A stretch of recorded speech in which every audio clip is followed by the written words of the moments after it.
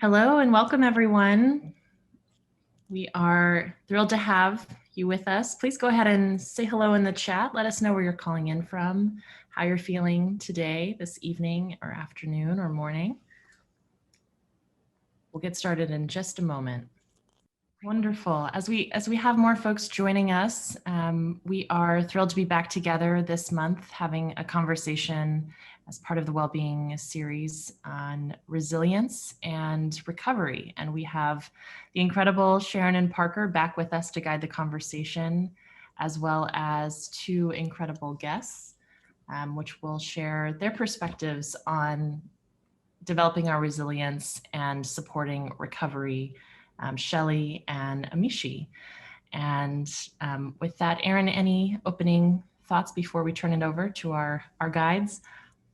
No, just that we're really excited about the session, and thank you to Amishi and to Shelly for joining us.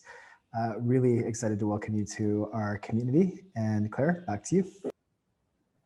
Wonderful. Sharon, would you help us open with a practice, ground the conversation?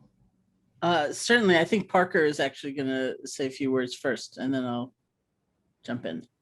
Well, it's good to be with all of you today, and of course with you, Sharon, and I'm looking forward to the practice. I just wanted to say up front that you know our two guests well. You've known them for some years and you've worked with them. I knew of their work, but my first meeting with them was last week in our preparatory session. And I came away from that both informed and inspired. In fact, it led me down many online goat trails doing research on their work and related subjects. So I'm really looking forward to this conversation, as I know you are. I think everyone's in for a really important conversation. Oh, thank you. Yes, let's just start with a few minutes of kind of collecting our energy and settling and holding up this notion of resilience, of starting over, whatever that word may mean to you. So if you want to just sit comfortably, you can close your eyes or not. And to start with, see if you can find the place in your body where the breath is strongest for you or clearest for you. Maybe the nostrils, the chest, or the abdomen. Find that place and rest. Just bring your attention there. Let it settle.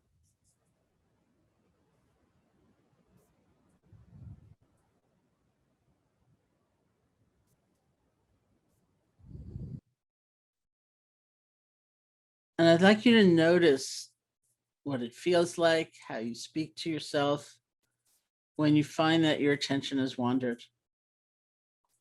Because that's a moment where we need to let go. And we need to be able to begin again.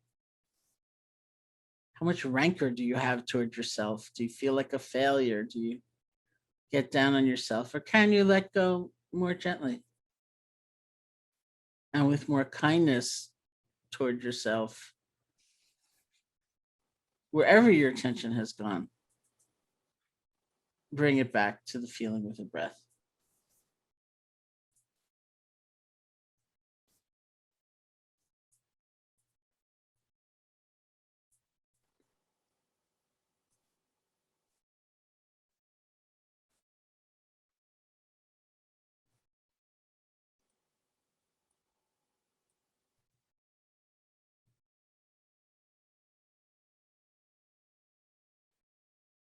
I've always found that a kind of miraculous capacity. Look at that. Wherever we go, whatever we contemplate, we can let go. We can actually begin again.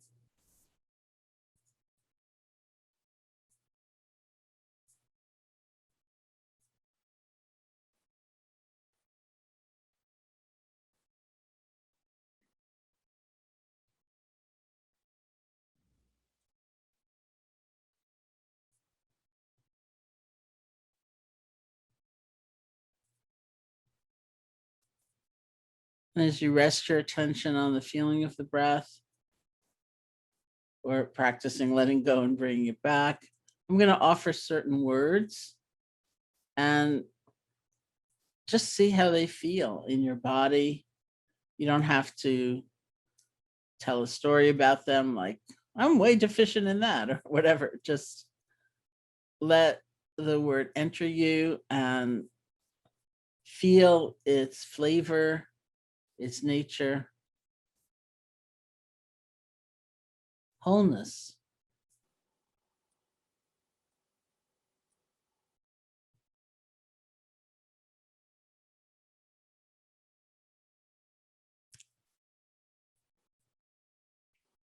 Creativity.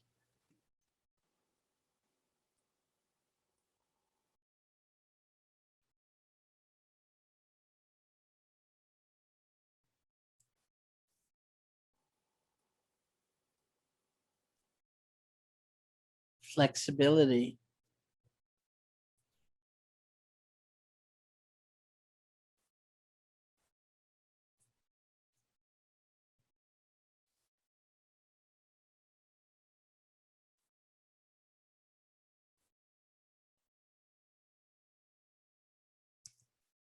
Sufficiency.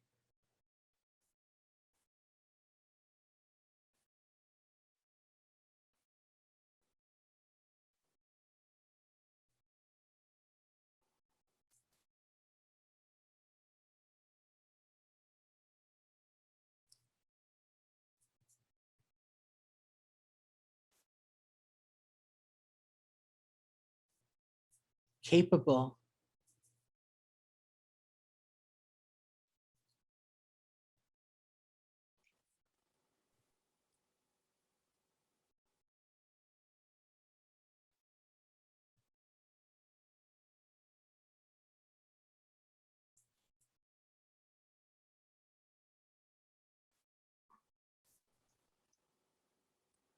Connected.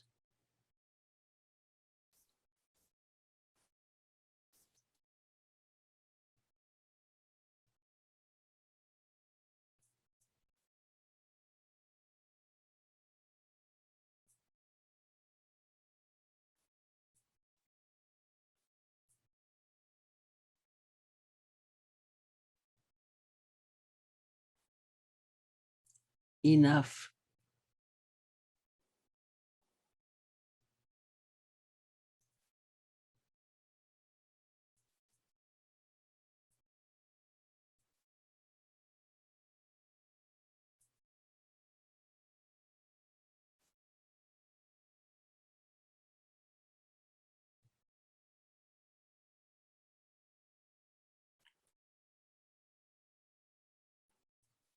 And for the last couple of minutes of this practice, again, just see if you can rest your attention on the feeling of the breath. Nothing you have to fix or change. Simply being with your experience.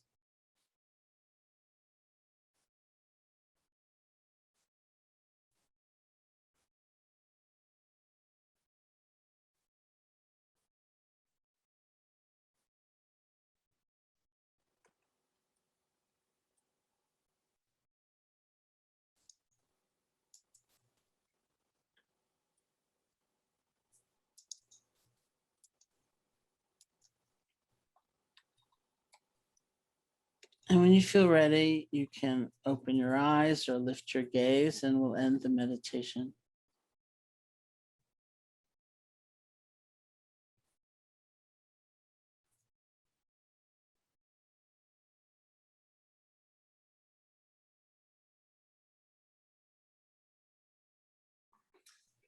Thank you, Sharon. Thank you, everyone. I think, Sharon, I should beam you in each morning to get my day off to a good start. Thank you. I want to put two questions to you, Shelly and Amishi, and maybe ask Shelly to go first. So 2 questions and just a little bit of background. The questions are, what does wellness feel like?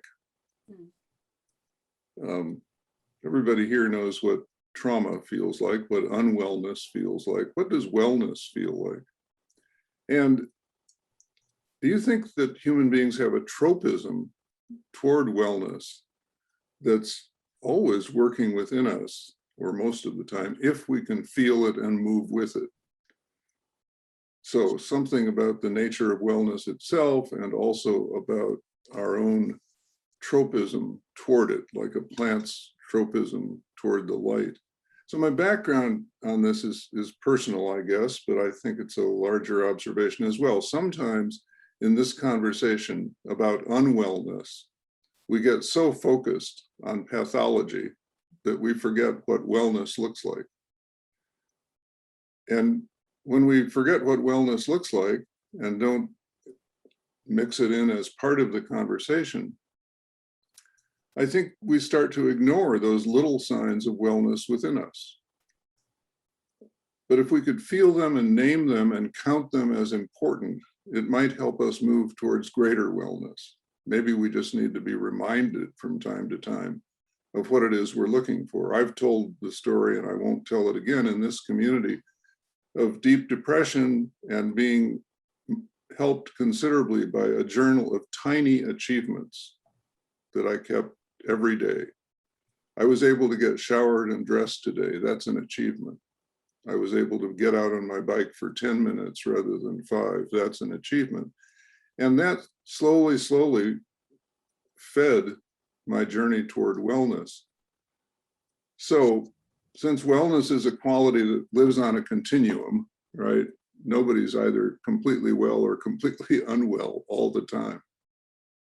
What are your thoughts about what wellness feels like and whether we humans have a tropism toward it that could be amplified?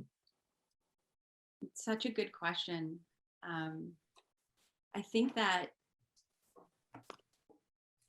in order to really understand wellness, we've got to also think about just the difference between really wellness and health, right?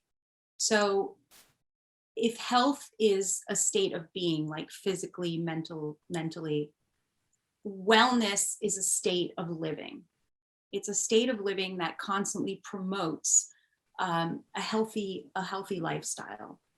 And it's really about having that balance. It's that intersection, like if you look at a Venn diagram, right? And you have the 3 circles that are intersecting at this point of wellness. It's that intersection between the physical, the mental, and the social well-being that we have. Because when one of those things is off kilter in some way, it's really hard to feel good, right? It's hard to feel whole. It's hard to feel like we're in balance and equilibrium.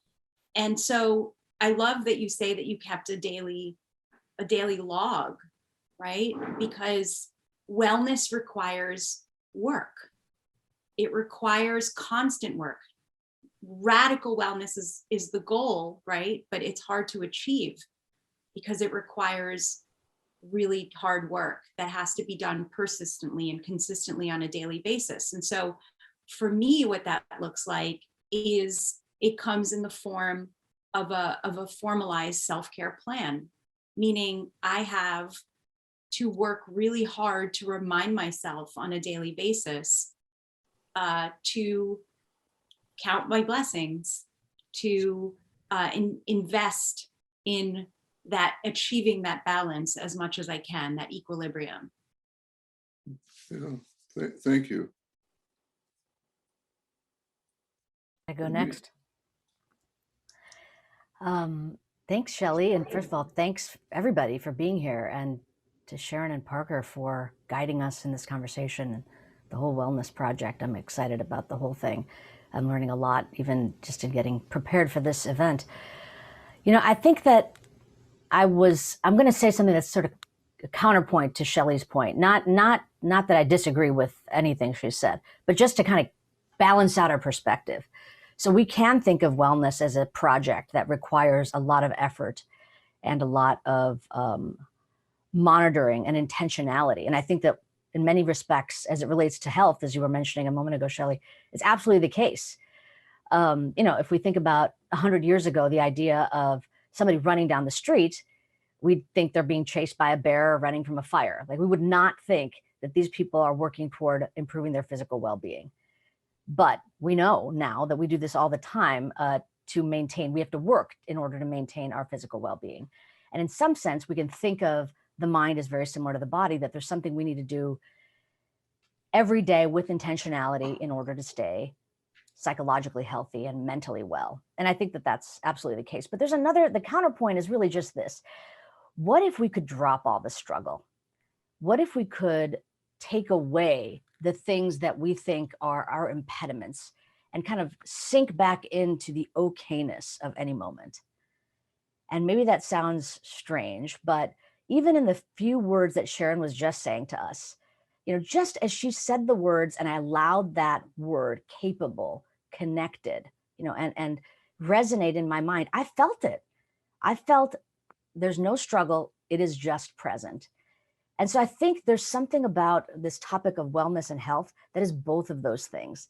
It's both a striving, effortful, intentional act, and it's an accepting, observing of what already is. And if we can kind of hold both of those always, we can act energetically in the world, and we can rest a little bit when we're exhausted, to kind of remind ourselves there's a goodness here, there's a wholeness here, there's a wellness here that is intrinsic to me and my personhood. So that's one kind of point. There's one other thing I wanted to say that's actually tied to what I study in my lab, which is the brain system of attention. And attention is, in some sense, you can think of it as sort of the cognitive fuel we need in order to engage in different domains of activity, whether that's our emotional life, our thinking ability, our connection to others. And so in some sense, I think keeping tabs on our attention and ensuring that we have it available to us will maximize our chances of being able to do both the effortful, intentional engagement, like Shelly described, and the resting and observing, as I was just pointing out, as the complement to that. Mm-hmm. Shelly, I feel like between the two of you and Amishi that you're weaving this wonderfully complex fabric of understanding. It's not so complex that I can't find my way in it, but it has threads of many colors, kind of reflecting the multiplicity of my own experience. So does that ring true with you, Shelly? Yeah, no, it absolutely does. Because I think, Amishi, I love that point, because that actually, leads into at large what we're talking about here today, right? Which is really looking as well at resilience.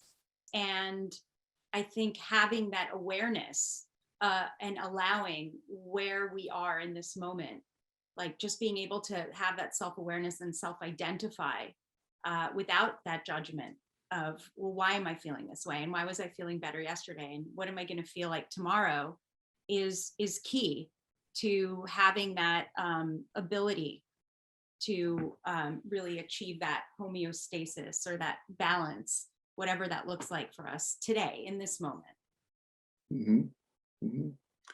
Yeah, it's I've often had the thought, I wonder if this works with what the two of you are saying, that we talk about inner work, and rightly so, as work that we advance through our own efforts, intentionality about doing inner work.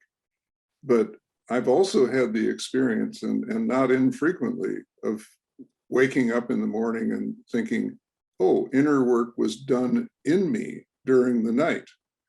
Maybe it was the work of dreams or deep reflection, or tapping into some kind of intuition or something. But it feels different this morning than it did when I went to bed, as if there had been an agency of inner work in me. I mean, I wonder if there's anything in your practice or in your research that would prove that I'm not crazy.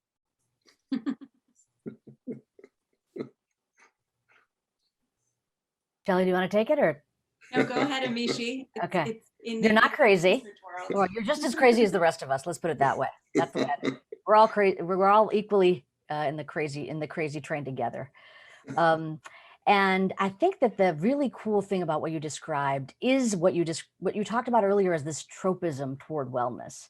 There is something in us that has, I mean, homeostasis is one sort of technical biological way of thinking about it, but it's almost like there's a predisposition and a preponderance to arrive at that okayness that we were talking about. And maybe it's things like rest and sleep that can bring us there. And, maybe the most blissful part of your whole day is going to be before you actually reach over and pick up your phone. And I know all of us are probably at some level understanding of that, right? That there's a buoyancy, there's an aliveness, there's a sense of capability to meet the moment and the challenges, the joys and the challenges in me. And we know, for example, for going back to your question regarding research, that absolutely it's the case that sleep will reset us. And part of what sleep does that is so powerful in terms of resting and waking up in the morning is that it not only obviously rejuvenates the body and corrects a lot of metabolic processes that have kind of exhausted themselves throughout the day, but it's powerfully involved in memory consolidation. So in some sense, just taking the experience of the last day and kind of integrating it, weaving it in, actually baking it into the structure of the brain is one of the powerful things that sleep does. And that does allow for a bit of calming. Like there's some integration, or frankly, when that integration has not happened yet, it may be the first thing that comes to your mind when you wake up. So it's a very powerful aspect of I think what the brain does. Yeah, thank you. Shelly, before I have to pass it back to Sharon in a moment. Yeah. What do you think? Well, I think so. It's so interesting, you know, Amishi, because there's two practical kind of tangible practices that I have and that I've been doing for many years at this point. And one of them is that every night before I go to bed, I sort of download my brain, which means that before I close my eyes, or sometimes I even do it with my eyes closed, but as I am lying there, I just, if you remember those old what were those red things called when we were kids? Viewfinder? Viewfinder, thank you. So there were like these viewfinders, like a slideshow. You used to be able to click through the actual, images. And so I literally go through the entirety of my day, from even the most mundane tasks, like, okay, and I don't ruminate. I don't hold on to any of those images, but it's just, I woke up, I went to brush my teeth, meditated, got a cup of coffee, and I just go through my day in that way, like a slideshow. And eventually I arrive into that moment of I'm in bed, and I downloaded like my entire day. I didn't attach myself to anything. And I find, I don't know, I mean, you might have to ask my husband for for confirmation of this, but I'm usually asleep within like 5 seconds after that. But in the morning, what happens when I wake up, and this I actually think is part of the fact that, I grew up in a religious, in an Orthodox Jewish family. And so we've been trained since birth to, like, when you wake up in the morning, you automatically say a very specific prayer. And so in lieu of that, what I do now is the first thing I do when I wake up before grabbing my phone is to just pause for a minute, feel into gratitude that I woke up that morning. But I immediately ask myself the question, what intention do I want to cultivate more of in my life today? That's the question that I ask myself. And whatever word comes up, and sometimes it's the same word day after day, and sometimes it's a different word, or a word that kind of hits me out of nowhere. But it's words like that seem abstract in a sense, right? Even words that, Sharon, like when you were saying capable and enough and happiness, patience, all of these beautiful words, but I just focus on that one word for the day. And it's just such a beautiful kind of bookend practice that has really anchored me for quite a while. Well, thanks to both of you so much. I'll just say that as someone who's long had trouble sleeping, I've learned in recent months to focus on the word trust as I'm going to sleep. And in the context of, life has its ups and downs. I've had 82 years of it, but I'm still here. There must be something trustworthy in this life I'm living. So trust it again. Thank you. It's really beautiful. And first, I want to say, Shelly, we were all kids at different times. I don't even know what a viewfinder is, but I'm going to check it out. And, in terms of this discussion so far, I think it's fascinating to see what associations we might have, any one of us, with the word like work or effort, because I think for many it implies strain and struggle. And I'm sure that's not what it has to mean by any means, And so sometimes just in teaching meditation, I try to differentiate effort from intentionality or commitment or sense of purpose or something like that, which seems essential, especially if people are having those other associations with work, and I think that's just an interesting kind of reflection to do for oneself, and see how that hits you. So I want to talk about resilience some, and I realized that for myself, the word got much more popular in my life. I forget the year, it was after that major hurricane in New York State, Hurricane Sandy, where there was so much damage.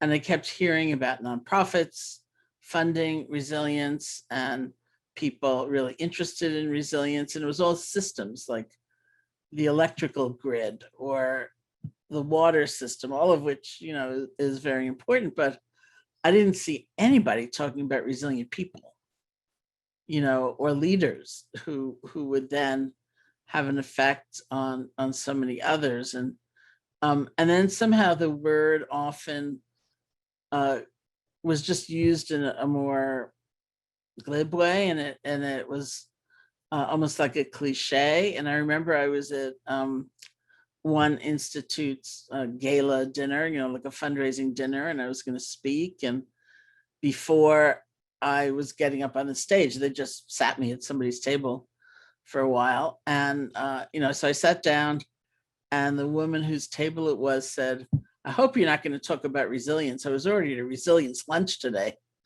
And of course, I'd been exactly intending that, talking about resilience. So I was sitting there thinking, how else can I frame it? What can I say? But deeply, in a very authentic way, it seems essential.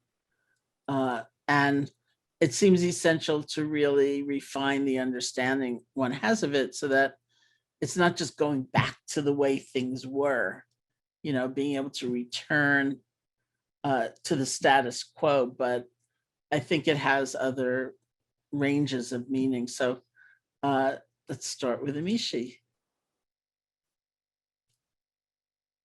So you want me to just describe my what does resilience mean to you? you? It's so funny because you had that experience. And I remember you telling me about that actually once in one of our late night gab sessions when you were over in Miami. And I had a very similar experience happen. I was actually briefing at the State Department, and they invited me to speak about the topic of resilience. And it was just literally on the walk from like the elevator to the conference room that the woman that was guiding me said, if one more person says the word resilience, I'm going to punch someone. And I was kind of like, this is the thing I'm supposed to talk about next. So I think that the main thing is it really highlights that reaction, the reaction you got, the reaction I got. It highlights that aspect of the exhaustion we are all experiencing. It's like, one more thing I've got to do to stay okay, to stay afloat. It really does feel like treading water. Like you're just keeping your head above water, and that is effortful, and it can be exhausting. So the kind of slight reframe, I do describe in my own mind, and even in the research papers that we publish, resilience as this capacity to maintain or regain capacities that are at risk of declining or degrading over intensive intervals. So there's less of it. And there's something we can do that is actually going to preserve that. So I appreciate your point regarding it's more than just preserving it, but I do think that that's an important part of it.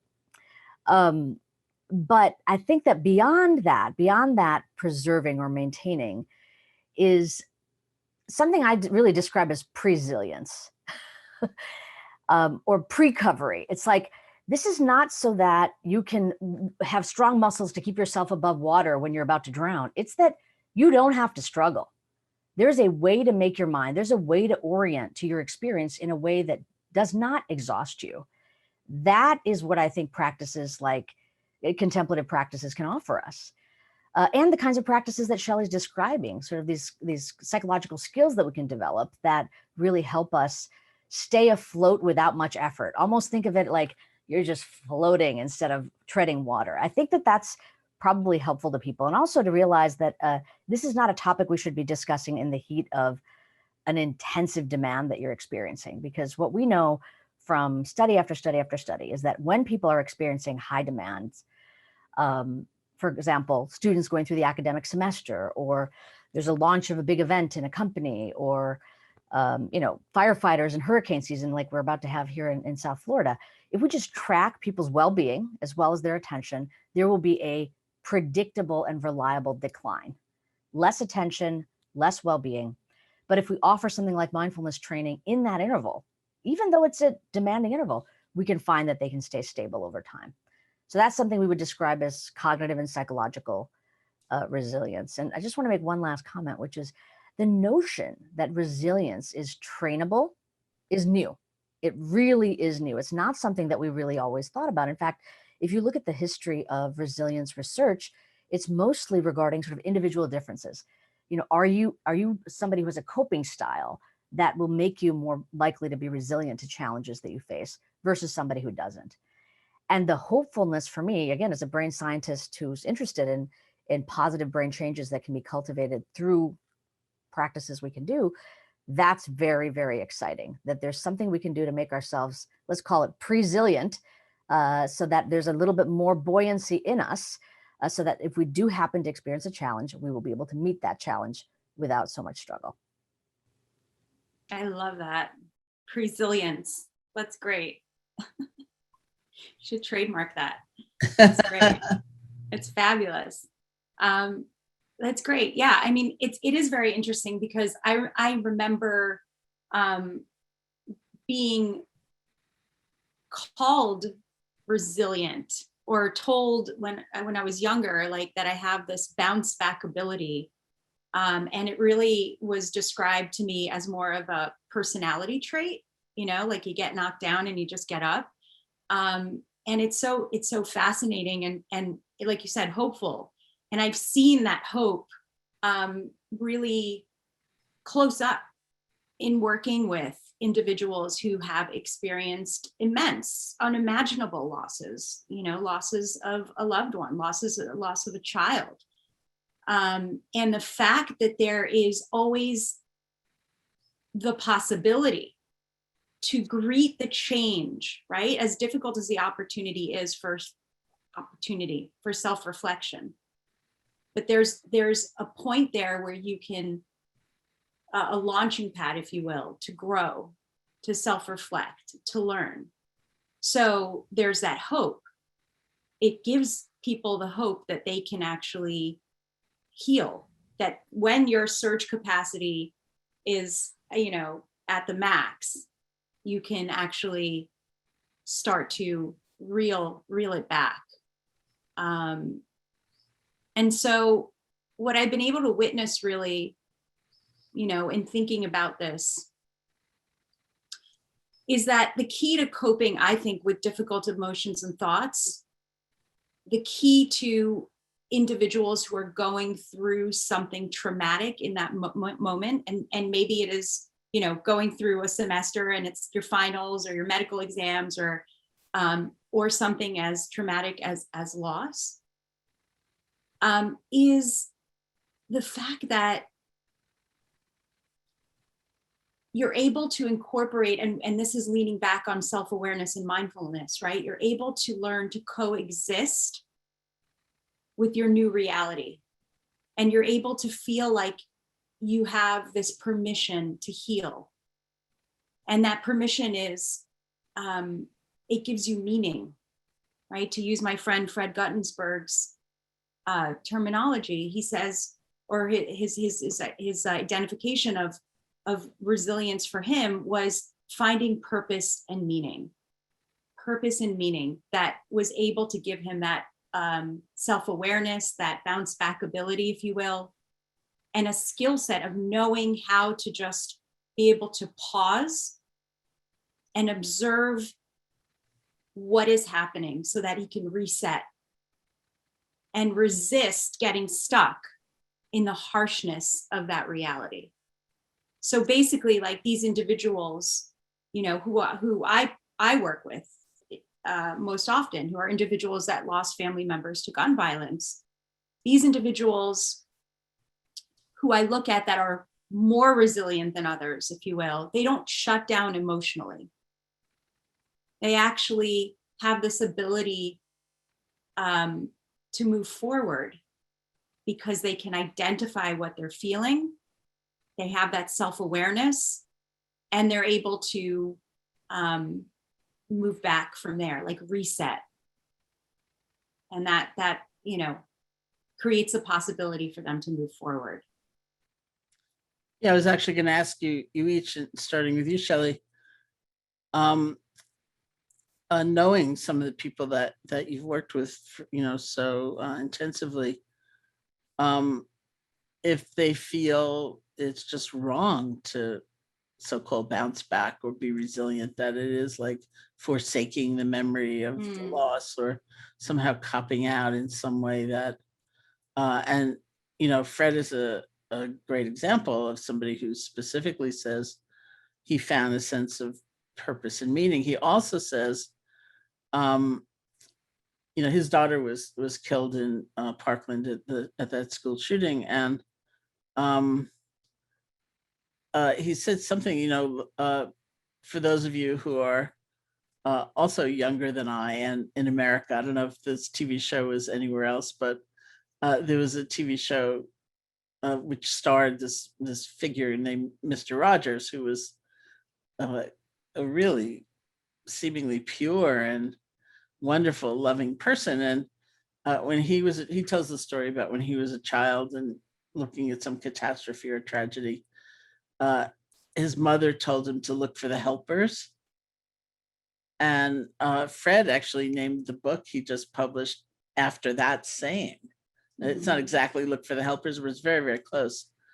And somebody asked him, like, you know, why that name? And he said, because so much love came toward us in this tragedy. I wanted to honor that. I wanted to really hold that up, you know, in some way, highlight that.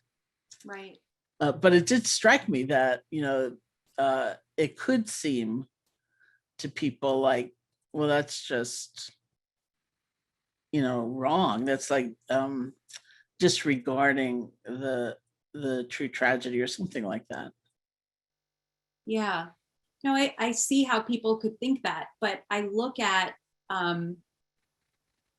people like Fred, and I see that ability to be able to balance like the dark and the light and the sorrow and the joys, and to be able to look at the worst possible thing that could ever happen to a parent, right?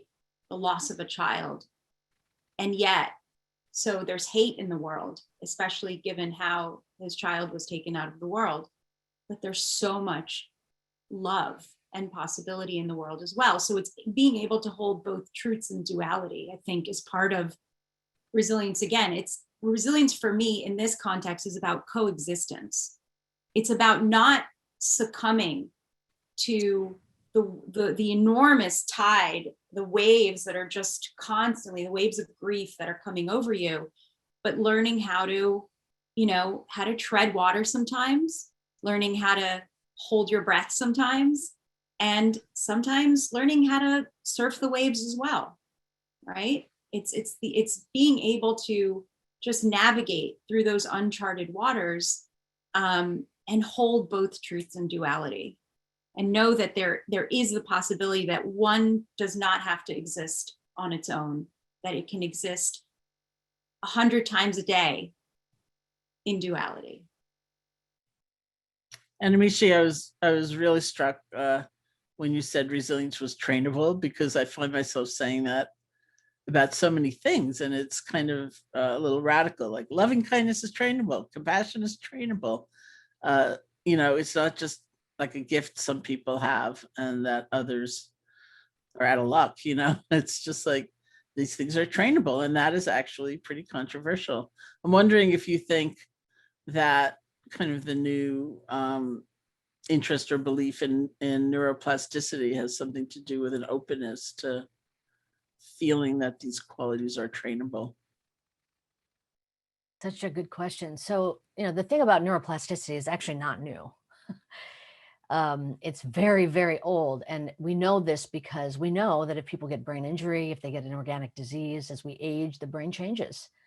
So after adulthood, after we're sort of in a stable state of mind, the brain can still change. We've known that for as long as we've known that the brain is important for our psychological functioning, our cognitive functioning. The new part is that we can train the brain to not just recover function after injury, but actually optimize functioning even in a healthy brain. That part I think is quite exciting. And when I was in graduate school, the notion that the adult brain could grow new neurons was unknown. We thought that after adulthood, there's a proliferation of cells in the brain. You go through adolescence, actually the cells shrink back, and then you got a stable amount of neurons, and then they just slowly die off. That was the view. It's still the case that a lot of neurons die as we age, and we do have less brain volume. But the exciting news that was discovered in the early mid-90s was that the adult human brain can grow new neurons. That's amazing. It's like, I can grow new neurons? Yes. And it ends up that the part of the brain that is most important for doing that is the hippocampus, which is a part of the brain that is actually quite vulnerable to stress. So when people experience stress, it starts shrinking this important brain structure and other brain structures, and we can end up disabling the kind of healthy production of new cells that might happen. So that's sort of the fundamental kind of building blocks for neuroplasticity. Is it's in an optimized direction. But I think that the one really important thing to think about the brain is we are constantly training our brain.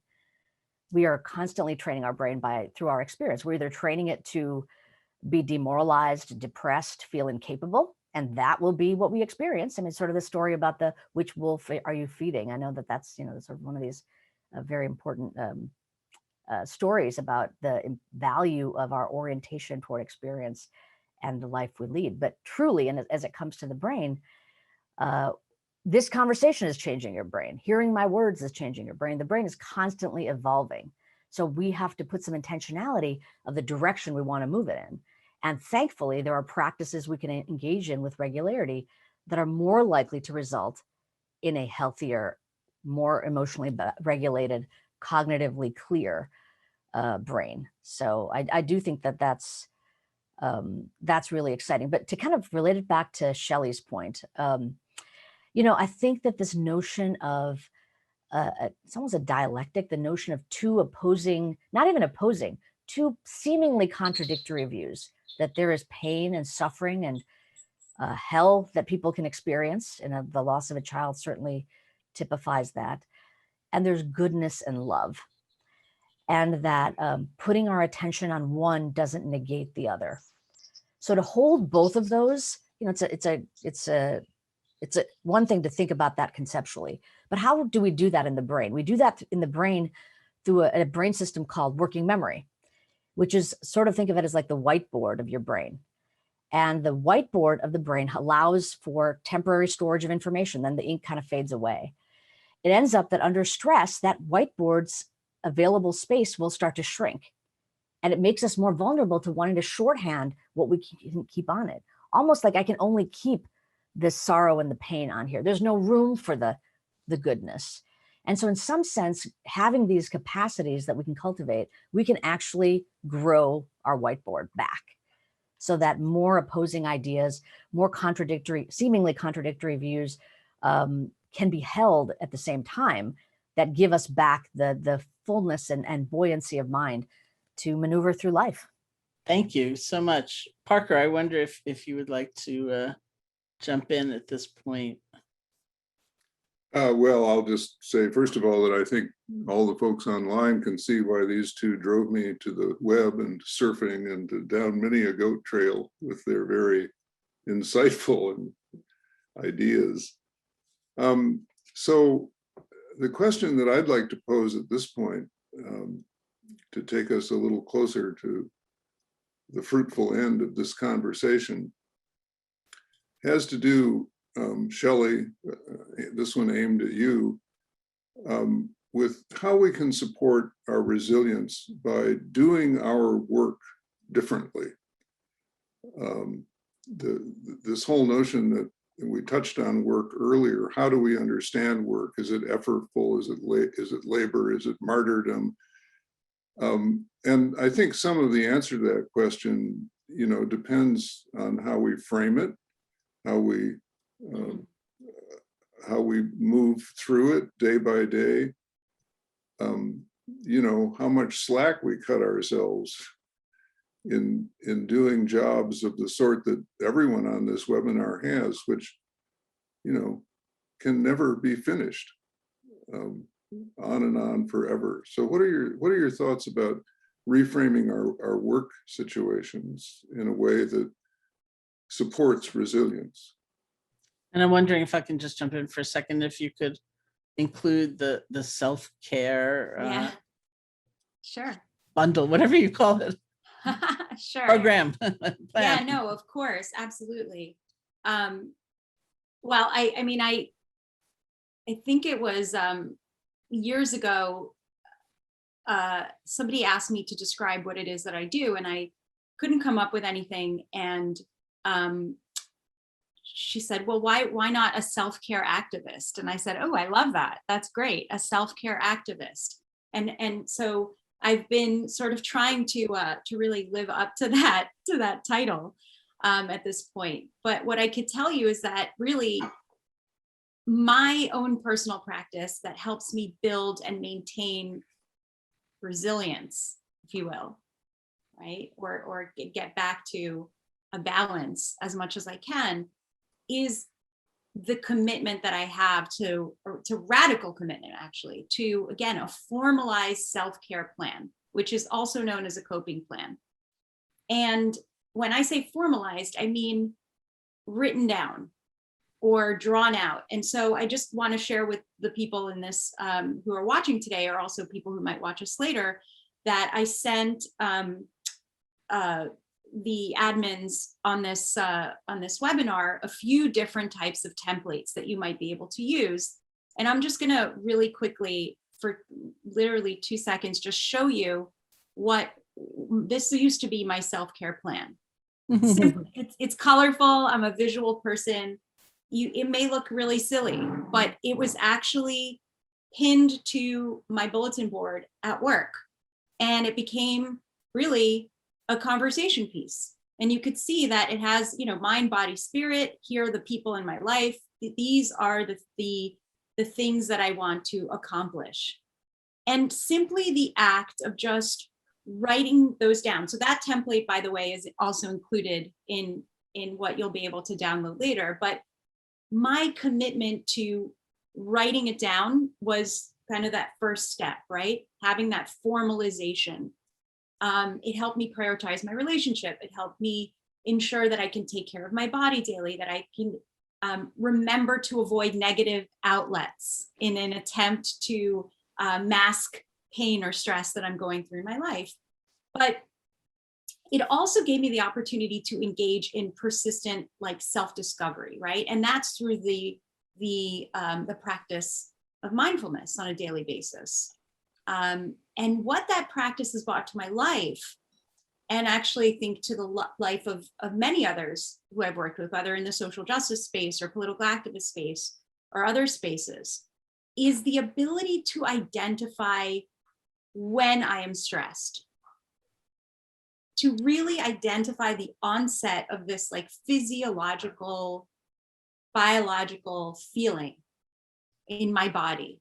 And once I sense, for me, it's that knot in my stomach, that increased heart rate, the closing of my throat, that's how it shows up for me. I can default right? That's the trainability. I default into a pause, a mindful pause, as opposed to shutting down and being reactionary, right? So now I can choose to respond versus react.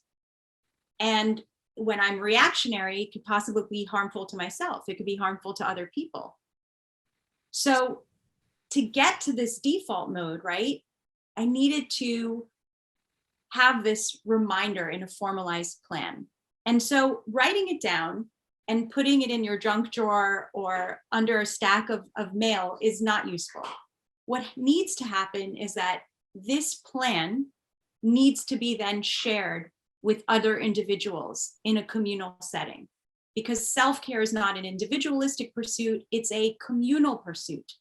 I know that the word self is in there, and so it implies it's individualistic, but really it isn't, because we need to rely on each other to be able to, number one, hold each other accountable, to make sure that we are actually doing what we say we want to do or intend to do, what our intentionality is, to use Amishi's word.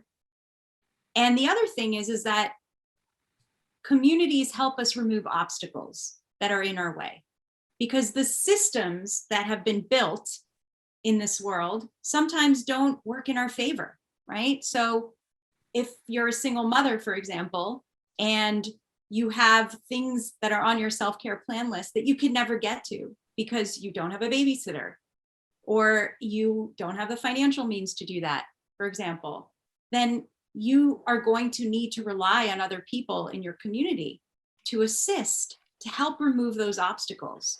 And so that's the beautiful kind of mutuality, if you will, mutual aid nature of creating something that is formalized, communicating it, sharing it with a circle of influence or community of care that becomes a safety net. And suddenly it doesn't become this like lonely pursuit of wellness, this lonely pursuit of resilience, but rather, again, thinking about service, finding the helpers.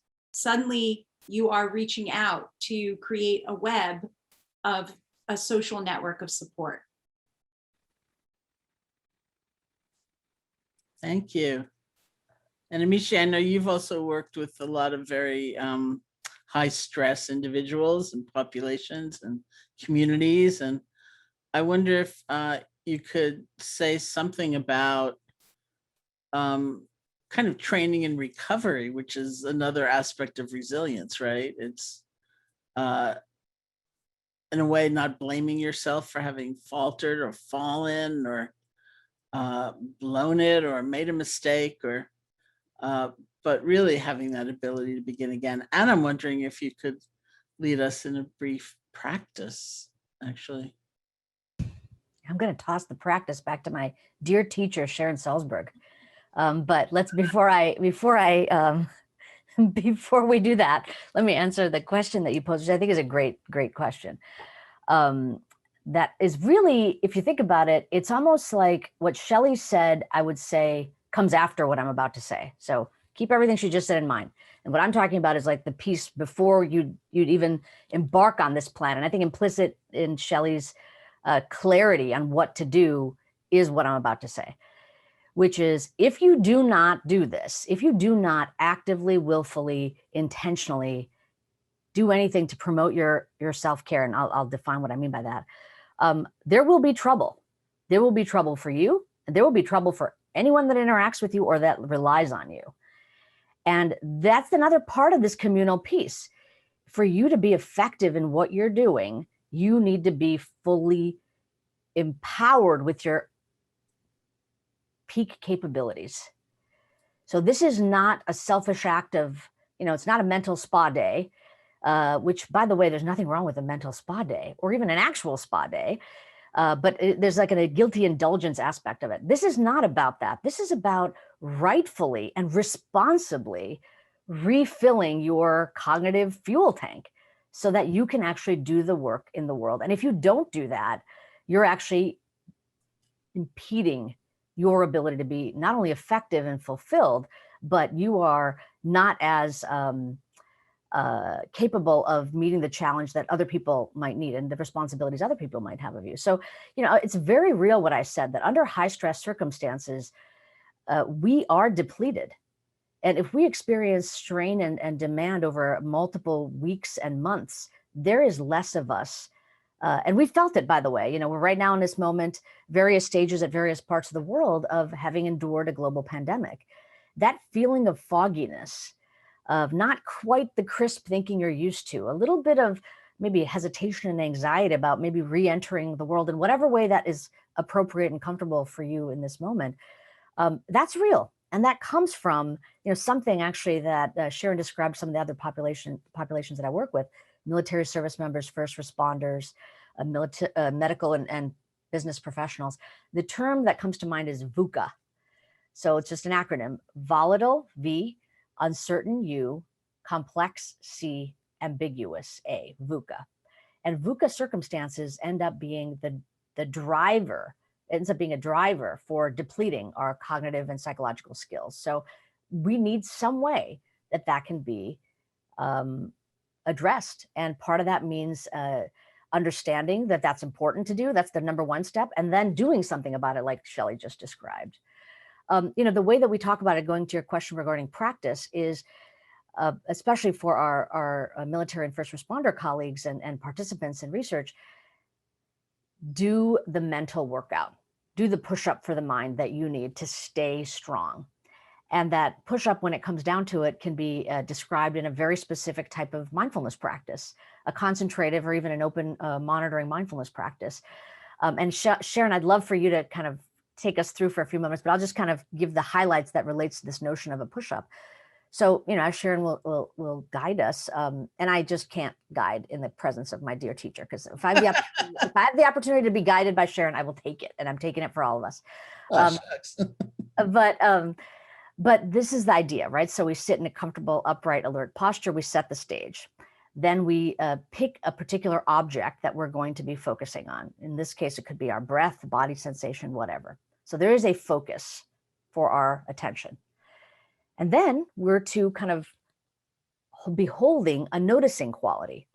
This is my intended focus, but what else is happening, right? And Shelly described that pit in her stomach when she knows that she's experiencing stress.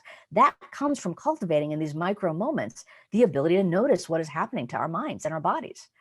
So focus, notice, and then when you aren't on, for this dedicated period of time that you want to practice, when you aren't on the target object, redirect. So the mental push-up ends up becoming focus, notice, redirect. And when we do that over and over again in these dedicated periods of formal practice, it can end up having a very positive contagion for the rest of our lives when we want to be able to focus, when we want to have that background observational stance of what's happening, and when we need to get back on track to actually do what's required of us next. Can you repeat what VUCA means, what it stands for? Volatile, uncertain, complex, and ambiguous. Thank you. I'm so foggy, I already forgot the V. Volatile. Okay, thank you.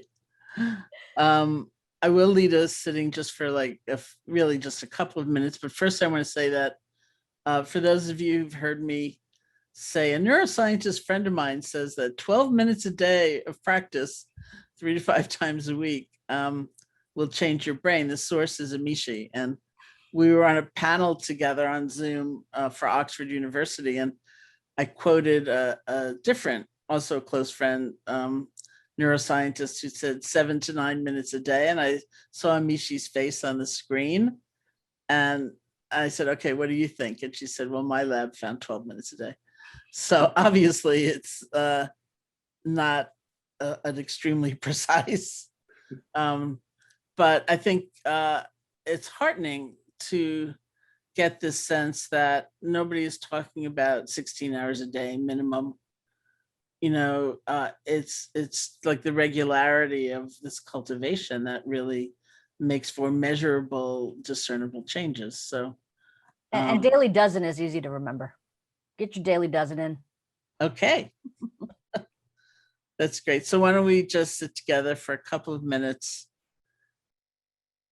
And we'll go back to how I started our initial practice, and that's very much like what Amishi is describing. We rest our attention on an object of awareness. Let's say it's the feeling of the breath. Our attention will wander. We notice that.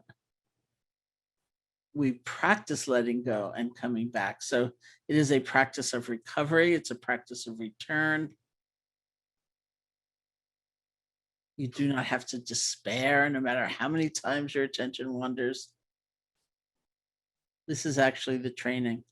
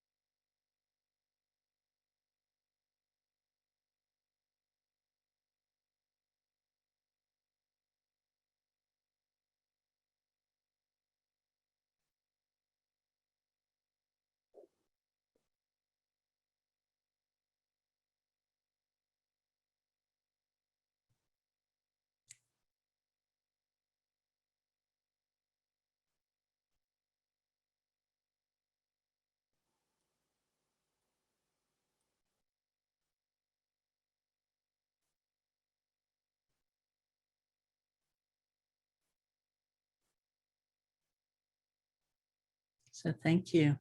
Thank you, Sharon. Thank you, Amishi, Parker, Shelly.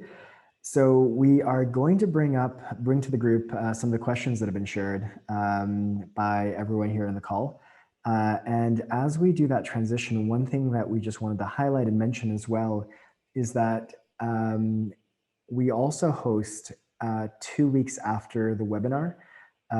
So the fourth Tuesday of every month, I hope I've got that right, the fourth Tuesday of every month, a cafe session as well with the wonderful and extraordinary Dean of our Inner Work programs, Nancy Mortefi, who hosts a deeper dive into the topics that we've been covering in the webinar. So it's a chance to actually spend some more time talking about this, exploring this in a much more intimate group. And so I think one of our team members will just share a little bit of information about that in the chat, and the sign up for that is in the email that you'll receive following the session as well. And so with that, that takes us into questions that have come up during this wonderful session. So Claire, I'll pass it over to you. Thanks, Aaron. And all, if you have other questions, feel free to continue adding them to the chat. As with prior sessions, we collect those and include those in this follow-on cafe conversation. One question that's come up in a few ways is coming back to the middle of our conversation about, just being tired with the word resilience and how to reframe that and move forward, how to rethink that, build a more positive momentum for people around well-being, and how that can take different shapes in our personal or work settings. So wondered, Shelly or Amishi, if you had any practical tips or guidance as we leave this session. How do we bring this back into the spaces that we are in day to day? I'll jump in. So in a practical sense, I think to just kind of build upon something that I said earlier in terms of my morning practice, I think about what intention do I want to cultivate in my life today? And the piece that comes after that is, if only for today, in this moment, right? I don't think about tomorrow. I don't think about yesterday. It's just for today. And so one of the things that I've, again, been doing for quite a while, and it actually started out as a joke because I used to take a dry erase marker, like the ones that you use on whiteboards, and write affirmations on my son's mirror in his bathroom before, like every morning before I woke him up. And it came to me that really I should be writing these affirmations for myself as well. So I think of whatever that word is as soon as I wake up. And it might be the word resilience. It could be the word patience or happiness or anything that's abstract, right? And again, that intentionality of what am I bringing, if only for today, to this day. And I write that word on the mirror and in my own bathroom. And it's interesting because what happens is that then throughout the day, and definitely during the pandemic, when we were kind of relegated to going back to the same bathroom multiple times in a day, but that word would just really like hit me. It would stand out. And I would ask myself, I would reframe that question from the morning and say, if only for today, if I'm going to bring more resilience, more happiness, more patience, more wholeness into my life, what would that look like as it pertains to this meeting I'm about to have, as it pertains to the 7th time that my mother calls me today, as it pertains to, a child that has needs while you're trying to get a meeting done or work done. And so I try to really kind of frame it. I chunk it out into like these little micro practices throughout the day. And the beautiful part about it is that because it is a dry erase marker, at the end of the day, when you find yourself standing in front of that mirror again, and you're brushing your teeth and you're reflecting on your day, you could just take your hand and wipe the word off, because it's if only for today. And tomorrow's another day. Tomorrow is another day, and it might be a different word and it might be the same word, but you're able to really center your life around intentions or intentionality. And it doesn't seem as daunting, right? When you kind of chunk it out into those smaller pieces. Thanks, Shelly. I wanted to add to that in a kind of a different way. And I think it's what I'm about to say is picking up on a lot of the, I'm not saying that the person who asked this question has this, but a lot of the kind of anger around the term resilience, because I think the reason people have anger about that term is it's a sense of injustice.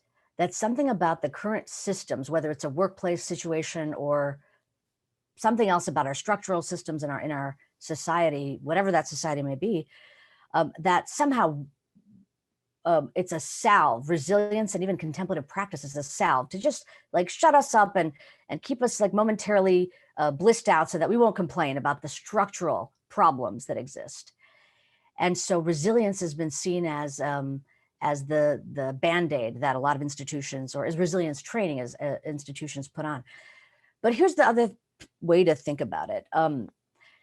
Advantaging yourself to have more of your full capacity will better position you to work in the service of structural change. And until you can see clearly what is happening, which you cannot when you're depleted, cognitively fuzzy, extremely reactive, angry, you cannot see with clarity what the problems are. So we need to advantage ourselves to see the nature of the injustice, for example. And then we need to have our full cognitive faculties to make a strategic plan of how we're going to change that. And so I think what Shelly it's fun to kind of go back and forth in this way. What Shelly described is a manner in which we can instantiate that rejuvenating quality, that building back of ourselves, but to reframe the presence of resilience training and opportunities for people to receive any kind of mindfulness or contemplative training, for example, in their workplace, not as a way to quiet us down, but as a way for us to be building ourselves back up so that the changes that are needed, we can actually help enact and demand when there is injustice in the way that people are being treated. I kind of want to say hallelujah to that. And I have a feeling that my washroom mirror is going to be meeting a marker at some point soon. Another question that came up in the group, and I think just to say that term presilience, I think really resonated with a number of people in the group. I was wondering if you might be able to share a little bit about how we can build resilience. And really the question that was there was, what does that training look like? So And is it important to have that in place before an intense period? So over to you both. I guess I'll start it out, and I'll say that, this is where my dear teacher and friend and Sharon Salzberg has been saying this for years. Like, don't wait till she probably didn't use this phrase, the shit hits the fan.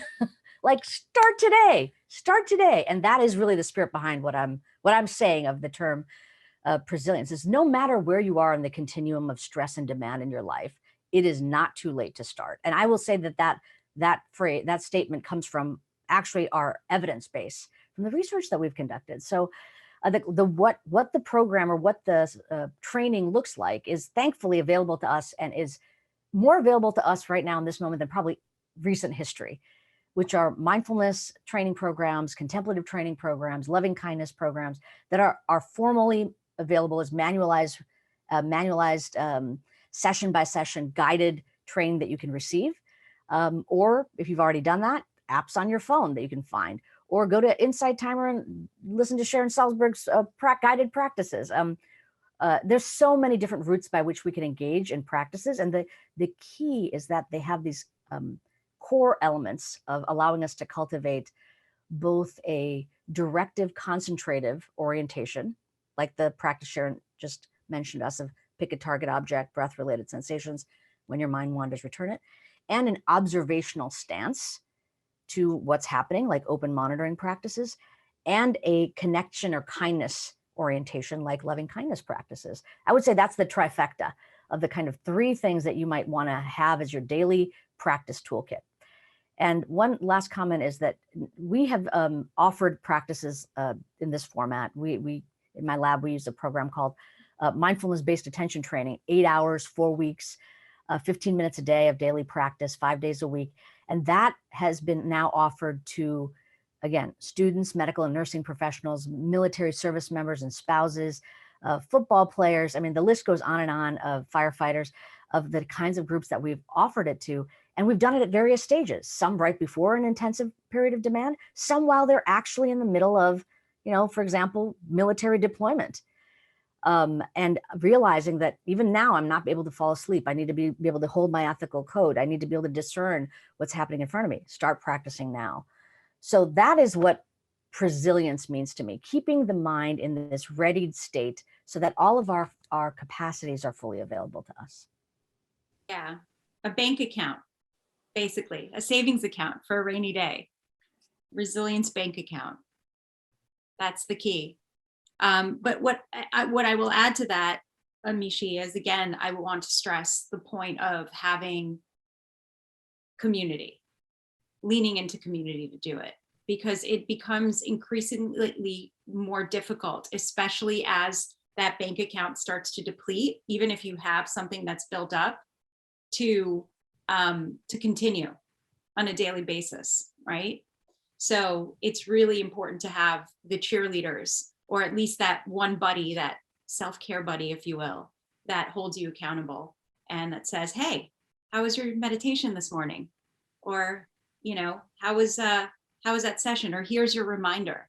And it really keeps you on your feet, keeps you on your toes, and makes sure that you're not just depleting the account, but also like rebuilding it back up.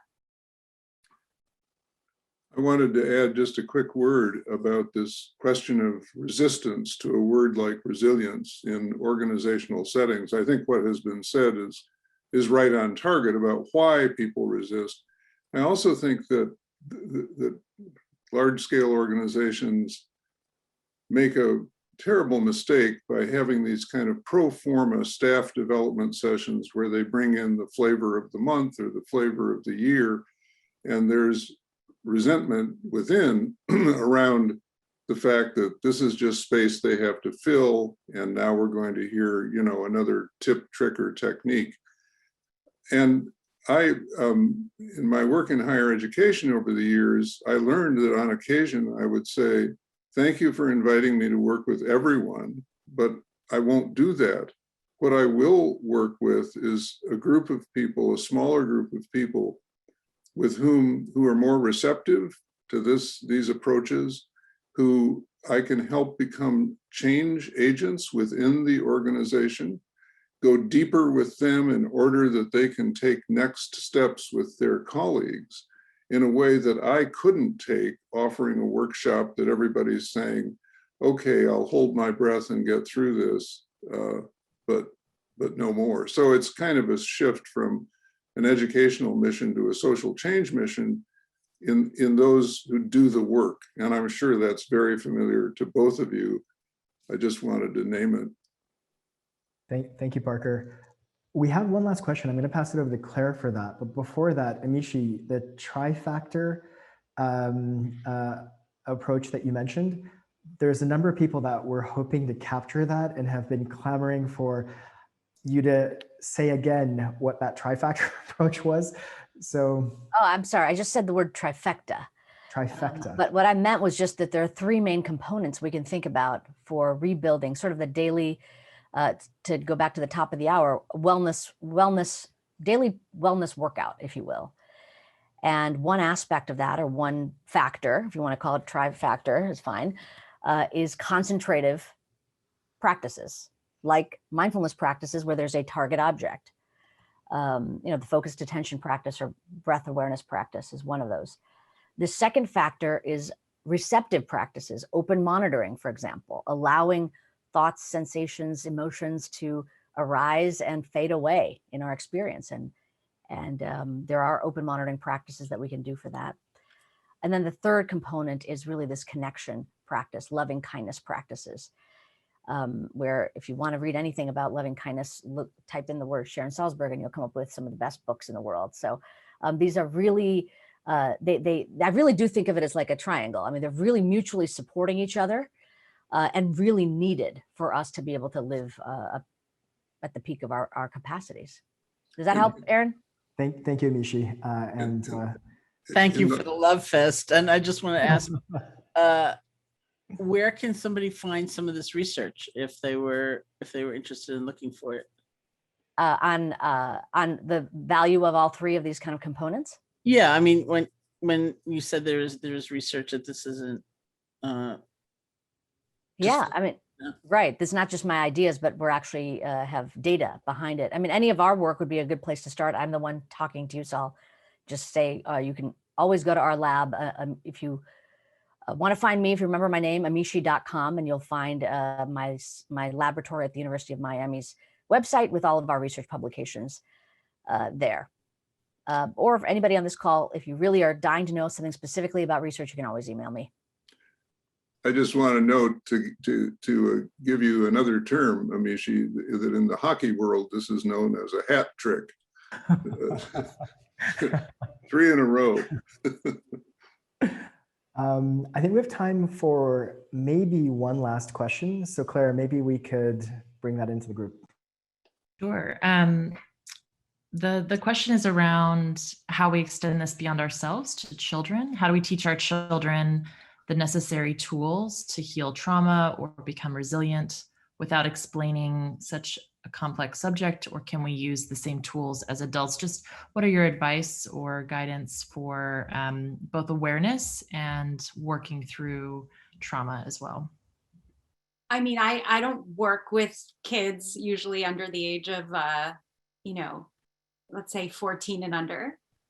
But what I can say is that based on working with individuals who do, that these practices absolutely can work with kids. I think that the earlier you start, the more it's ingrained, the more it becomes a habit, which is the key. I think the second thing is that when dealing with trauma, I've found that kids are very receptive to trauma therapy, like EMDR, for example. And I'm sure Amishi has opinions about that. She can speak about that. But I've found that kind of having the anchor of a mindfulness practice, teaching kids, self-awareness or the ability to kind of self-reflect and identify and label and communicate what they're feeling, in addition to also, in tandem having a trauma therapy of some sort from somebody who's a clinician, obviously, is incredibly important. But the practices that we teach in mindfulness have to be trauma informed. We can't just make the assumption, especially when anybody, whether it's an adult or a child, is dealing with mindfulness, with trauma, that we could just, that mindfulness is a cure-all of some sort to help build resilience, because sometimes it can actually take them down a different rabbit hole. Yeah, thank you for saying that. It's a very, very important point. I'm not a clinician. I'm a neuroscientist, so I don't actually deal with clinical disorders. My research area is really to try to see what we can do to protect against people landing on the side of actual disordered, states of mind. But in addition to sort of trauma-informed and trauma-aware practices, when it comes to children, they have to be developmentally appropriate. So there's a giant movement of mindfulness in education. And these practices are, when they're successful, and there have been plenty of studies that have shown the success of programs that are offered to children, they are offered in a way that makes sense to children. So, I may, right now I'm talking about concentrative practices and open monitoring practices. And by the way, simplifying it doesn't necessarily take away from its sophistication. So when I would be talking to my own children, for example, I wouldn't talk about it as concentrative. I'd talk about the flashlight of attention. You point it, you direct it. It's narrow, it's focused. We want to cultivate that. We want to have a steady flashlight. We want to know where our flashlight is. When we talk to children about receptive practices, we talk about a floodlight, broad, available, allows us to see what's going on. And of course, I think children are natural masters at connection and kindness. I think they're our teachers in many ways when it comes to that. So there are ways in which we can have these conversations with children that are completely accessible to them without them missing something. And I think the earlier we start, the earlier we have, when it's developmentally appropriate for them to understand, the better the chances of it being incorporated and normalized. So that if we start this now, we won't have to have these convincing conversations of like, you know what, taking care of yourself every day is probably a good idea. We have to do that now. It's not part of our cultural norm. But if our children know that, and they know that it's their kind of responsibility, and it's part of their own wellness, that they must think about their mind in the same way they think about their body. It'll do a lot of good as we move forward in our society, as we look forward to even more complex and challenging circumstances that they're going to have to face in their lives. Thank you, Amishi. Thank you, Shelly. So we've been super, super excited and grateful about having Amishi and Shelly with us. I'm going to pass it over to Sharon and Parker for their closing thoughts, but want to do one quick plug for both of them. They both have books coming out later this year in October, 1 week apart. And we'll be sending out information about their books as they come out. And so more to come there. Parker, Sharon, maybe I can pass it over to you for your closing thoughts. Well, I always want Sharon to have the last word, so I'll go first. That's how I learned.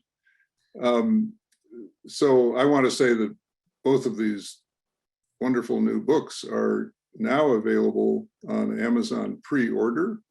And I'm sure you could do that with indie.com too, with the independent booksellers. As I think you now know why listening to these two for a while last week turned out to take up most of the rest of my week.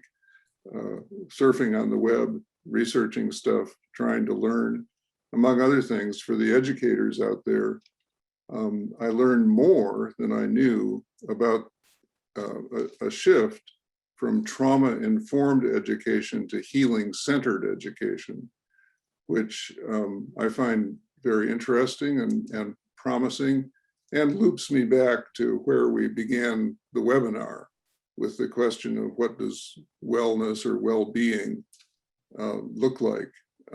It came to me through conversation with a friend that this is much like the shift in community organizing from scarcity-based approach, you folks don't have what you need, but we experts have it, to the asset-based approach. You have everything you need. Our job is to help you see it and evoke it. which has borne much riper fruit, nourishing fruit than the other one. I just want to end with, I always like to end with like a question I'm holding. I've been thinking a lot about this business of assessing capacity, of reviewing capacity. I think it's a really important question, and it has come to me throughout this time, this hour and a half, that it requires a lot of discernment to do that, because different parts of ourselves want to see our capacities in different ways. The ego wants to think I can do it all. The self-doubt thinks I can't do any of it, et cetera, et cetera. On my journey in social change, it's been very important to realize that burnout, to be very specific about this, what has been called burnout, isn't just about giving too much. It's often about trying to give what I don't have to give, which is a really important distinction in my life. You know, I feel called, as I think many people on this webinar do, to give all kinds of things to all kinds of needs. But there are some things that I don't have the capacity to give. And if I insist on giving them out of some abstract ethic or some ego wish to appear heroic, burnout is the result, but it isn't solved by backing off for a while and then re-engaging. It's solved by being honest about both my gifts and my limitations. Sometimes when we suffer loss, it seems to me that the desire to help others who are in that same plight doubles down. But we may not have the capacity to give that particular thing, or at least not right now. And so the discernment is all about, you know, what's really in there, what really replenishes itself in me versus that which depletes me. And I can lay it down for a while, or I can give a lot for a while, you know, go through everything it takes to regrow that resource and then give it again.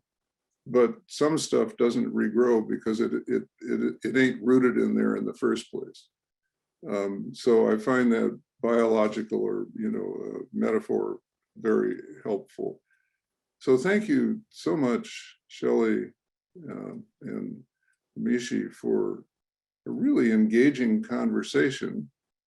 But I will hold you responsible for all the distractions from my basic work that are going to appear in the next week or two. You'll be hearing from my people. That was great. Well, thank you, Parker. That was wonderful. And as you were speaking, I was thinking, well, both gifts and limitations don't need to be seen as permanent either. And that was a reflection on everything that just transpired in this conversation. And I will also say both Amishi and Shelly work in some really hard circumstances, just like many of you, with populations that have really suffered a lot or are suffering a lot. And so I think they're both like incredible models for being able to just kind of sustain work that's really difficult and in a really good way. Thank you, Sharon. Thank you, Parker. Thank you, Shelly and Amishi, and thank you, everyone. This has been a fabulous session. Just a quick heads up for the next session. It's going to be on healthy relationships and healthy boundaries. The session will be happening with Robert Gass and his partner, Judith Ansari, who are both terrific. It was one of this community's favorite sessions last year. They're dynamic and fun, and this should be a really, really good session. And with that, I'd love to just invite everyone to maybe turn on your videos. And as we turn this session off, maybe just expressing our thank you and goodbyes to our wonderful group of 4 people who hosted us and shared with us today. So thank you, everyone. Hi, thank Thank you. you. Thank you so much. Thank you so much. Thanks, folks. Be Very well. helpful.